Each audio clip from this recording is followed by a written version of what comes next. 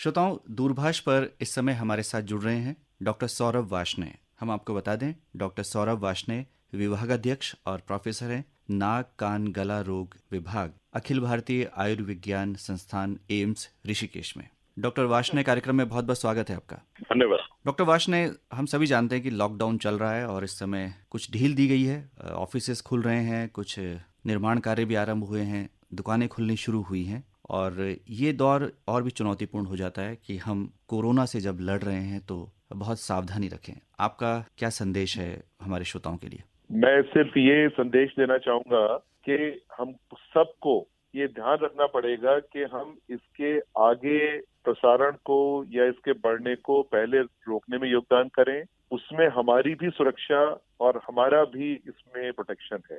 तो जैसा कि कहा जा रहा है कि हम सबको एक निश्चित दूरी 2 मीटर की आपस में बना के रखनी है, जिसको फिजिकल डिस्टेंसिंग के नाम से हमारे माननीय प्रधानमंत्री जी बार बार इससे निवेदन कर रहे हैं। हमको कहीं भी जाना है तभी जाएं जब अति आवश्यक हो, अन्यथा हम अपने को अपने घरों पे रखें। और तीसरा ये है कि हमको, क्योंकि जैसा है कि ये एक जब हम बोलते हैं जो थूक का झरना निकलता है, जिसको हम लोग ड्रॉपलेट या एरोसोल कहते हैं अपनी भाषा में, उसको बचा के रखें और उसके लिए क्या मुंह ढक के रखें अपना। उससे हमारा भी बचाव है और सामने वाले का भी बचाव है।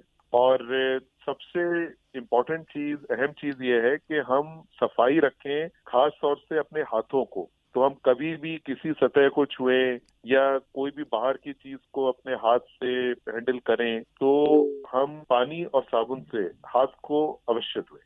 तो ये मैं संदेश देना चाहूंगा अभी।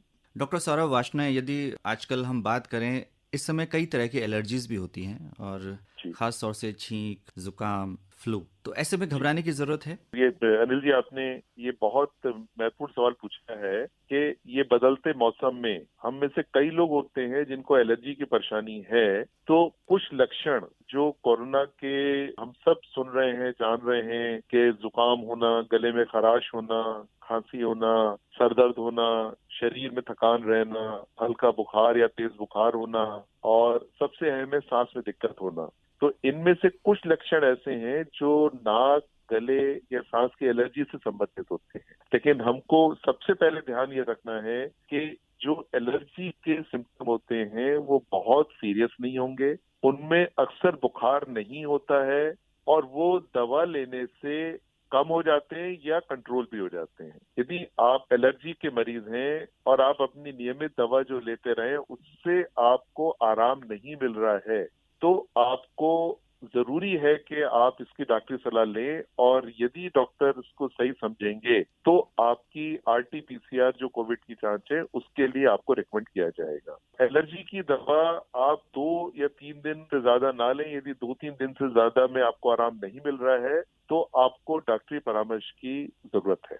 डॉक्टर सौरभ वार्ष्णेय, हम जानना चाहेंगे कि इस समय यदि एम्स ऋषिकेश की बात की जाए तो किस तरह की जी सुविधाएं वहां आप लोग प्रदान कर रहे हैं? क्या ऑनलाइन जी, कंसल्टेशन दे रहे हैं आप? देखिए, एम्स ऋषिकेश भारत सरकार का उपक्रम है और हमारा ये मैंडेट है कि हम जहां भी ये स्थित है, जैसे हम ऋषिकेश में स्थित है तो आसपास के जो भी प्रांत हैं, जिले हैं, उनको हम मेडिकल सेवा उपलब्ध करा पाए। और मुझे ये कहते हुए बहुत हर्ष है कि एम्स ऋषिकेश आज की तारीख में पूरा सक्षम है कि हम कोई भी गंभीर से गंभीर यदि कोई मरीज हमारा कोविड का होता है, उसको हम चिकित्सा सुविधा देने में सक्षम है। हम पूरा इक्विप्ड हैं और जैसे टर्शरी सेंटर हम कहते हैं, जैसे हर मरीज कोविड को भर्ती होने की जरूरत नहीं होती है। कुछ मरीज ऐसे हैं जो जिला अस्पताल में या कम्युनिटी हेल्थ सेंटर पे या कुछ प्राइवेट हॉस्पिटल पे भी इलाज कराए जा सकते हैं, या जिनके सीरियस सिम्टम नहीं हो रहे हैं उनको वहां भी रखा जा सकता है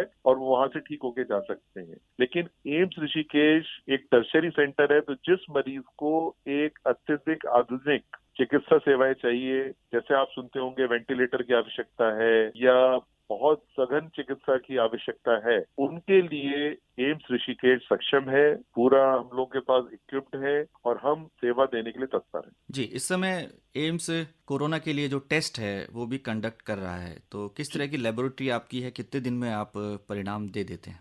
जैसे ये जो कोविड टेस्टिंग लैब हम कहते हैं, ये आईसीएमआर जो भारत सरकार का एक सेंट्रल कंट्रोलिंग नोडल एजेंसी है, उसकी अनुमति से हमारे यहाँ एम्स में पिछले महीने से ये लैब कार्यरत है और हम रोज 150 से 200 करीबन सैंपल इसमें लैब में टेस्ट कर रहे हैं और रिपोर्ट आने का समय 12 से 24 घंटे, क्योंकि ये किट होता है जिसकी साइकिल चलती है, तो 12 से 24 घंटे के अंदर उसकी रिपोर्ट उपलब्ध करा देते हैं। और इसकी चेकिंग की सुविधा, ये जरूरी नहीं है कि आप एम्स में रजिस्टर्ड मरीज हो।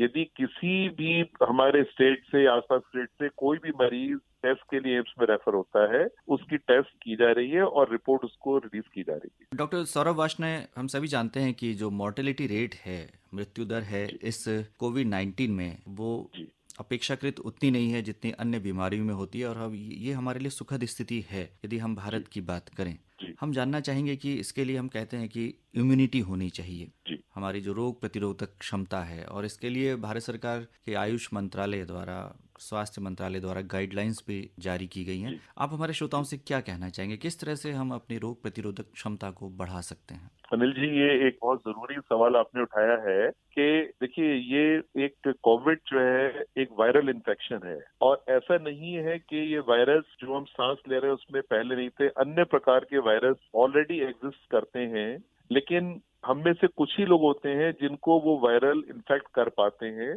और वो उन्हीं को इन्फेक्ट कर पाते हैं जिनकी शरीर की प्रतिरोधक क्षमता कम होती है। और प्रतिरोधक क्षमता का मतलब है जिनका न्यूट्रिशन अच्छा नहीं है, खान पान अच्छा नहीं है, जो नियमित व्यायाम नहीं कर रहे, जो नींद पूरी नहीं कर रहे, शरीर थका रहता है, या जो उम्र के एक्सट्रीम पड़ाव पे है, ये जो बुजुर्ग हैं ज्यादा, जिनकी प्रतिरोधक क्षमता कम होती है, या जो कुछ बीमारियों से संक्रमित है जैसे डायबिटीज, हाइपरटेंशन, या कोई कैंसर की दवा चल रही है, या किसी अंग का प्रत्यारोपण हुआ है, तो ये वो होते हैं जिनकी शरीर की प्रतिरोधक क्षमता कम है। इसके अलावा जो पॉपुलेशन है वो यदि अपना खान पान का ध्यान रखे, अपनी दिनचर्या को नियमित रखे, 6 घंटे से 8 घंटे की नींद पूरी करे, उनकी शरीर की यदि प्रतिरोधक क्षमता स्ट्रांग रहेगी तो ये वायरस या तो संक्रमित नहीं करेगा, और यदि कर भी देगा तो उनको कोई सीरियस सिम्टम नहीं आएंगे, जिसमें जैसे आपने कहा जान का कोई उनको खतरा नहीं होगा। तो इसलिए बहुत जरूरी है कि जो ये आयुष मंत्रालय की गाइडलाइन है,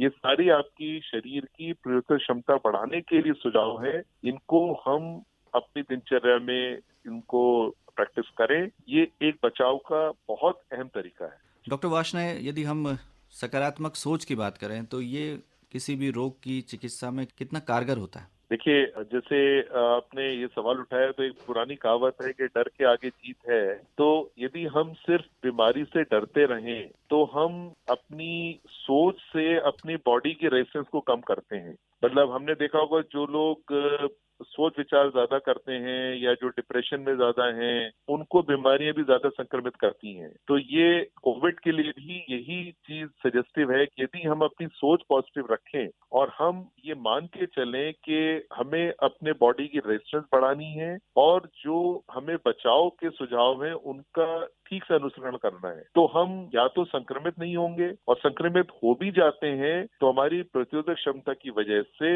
हम कोई इसमें बहुत बड़ी संकट में नहीं पड़ेंगे और संक्रमित होने के बाद भी ठीक होके आएंगे। तो ये दोनों ही चीज में आपकी सोच और आपकी एक पॉजिटिव थिंकिंग बहुत मदद करेगी इस समय हम सबको।